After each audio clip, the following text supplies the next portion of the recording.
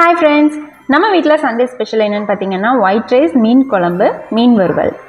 மீன் வந்து என்ன மீன் எடுத்திருந்தேன்னு பாத்தீங்கன்னா நெத்திலி மீனும் ஊளி மீனும் கிடைச்சிச்சுங்க. இந்த ரெண்டு மீனுமே எடுத்திருந்தேன். குழம்புக்கும் இதே ரெண்டு மீன் போட்டிருந்தேன், வறுவலுக்கும் வந்து ரெண்டு மீன் போட்டிருந்தேன். இந்த குழம்பு வந்து சிம்பிளா சூப்பரா செஞ்சிடலாம். அதுக்கு வந்து மண் சட்டி எடுத்துக்கோங்க. அதில் வந்து தேங்காய், சின்ன வெங்காயம், கொஞ்சமாக பொட்டுக்கடலை சேர்த்து அரைச்சி ஊற்றிக்கோங்க. அதுக்கப்புறம் தக்காளியும் அரைச்சி ஊற்றிக்கலாம். அதுக்கப்புறம் புளியும் வந்து நல்லா கரைச்சி எடுத்து ஊற்றிட்டு மிளகாத்தூள், குழம்பு மிளகாத்தூள், மஞ்சத்தூள் போட்டுக்கோங்க. கல்லுப்பு போட்டுட்டு இந்த மீனும் வந்து எடுத்து போட்டுருங்க.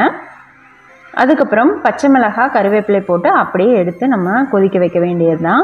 எப்பவுமே வந்து மீன் கடைசியாக தான் நம்ம போடுவோம், எல்லாம் கொதிச்சதுக்கப்புறமா கடைசியாக போடுவோம். ஆனால் இது வந்து ஸ்டார்டிங்லேயே நம்ம போட்டு கொதிக்க வைக்கும்போது சூப்பராகவே இருந்துச்சு. குழம்பு நல்லா கொதிச்சதுக்கப்புறமா கடைசியாக வந்து ஒரு தாளிப்பு கொடுத்துடலாம். எண்ணெய் ஊற்றி கடுகு, சின்ன வெங்காயம், வெந்தயம், கறிவேப்பிலை போட்டு நல்லா தாளித்து கொட்டிடுங்க. பாருங்கள், மீன் வந்து உடையவே இல்லை, சூப்பராக வெந்து நல்லா இருந்துச்சு. அவ்வளோதான், மீன் குழம்பு ரெடி ஆயிடுச்சு. இது நல்லாவே திக்காகவே இருந்துச்சு. உங்களுக்கு வந்து பொட்டுக்கடலை வேண்டாம் அப்படின்னா பொட்டுக்கடலை ஸ்கிப் பண்ணிக்கோங்க. அடுத்தது வந்து மீன் வறுவலுக்கு பார்த்துடலாம். மீன் வறுவலுக்கு அதே ரெண்டு மீன் தான் எடுத்திருந்தேன். இஞ்சி பூண்டு பேஸ்ட் போட்டுட்டேன். அதுக்கப்புறம் மீன் வறுவல் மசாலா போட்டுட்டு மஞ்சத்தூள் கொஞ்சமாக போட்டுட்டேன். லெமன் வந்து புழிஞ்சு விட்டுட்டு நல்லா தேவையான அளவு தண்ணி லைட்டாக தெளித்து நல்லா கலந்து விட்டுக்கோங்க.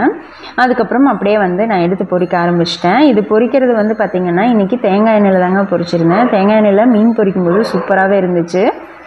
கூடவே நம்ம கறிவேப்பிலையும் வச்சு பொரிக்கும்போது அந்த கறிவேப்பிலையோட ஃப்ளேவர் வந்து செம்ம சூப்பராக இருந்துச்சு.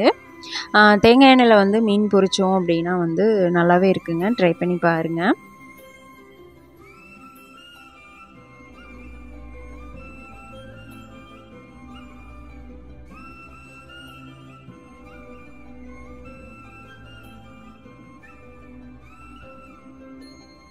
ஊளி மீன் பொரிச்சு எடுத்தாச்சு. அதுக்கப்புறம் கையோட நெத்திலி மீனும் வந்து பொரிச்சு எடுத்துட்டேன்.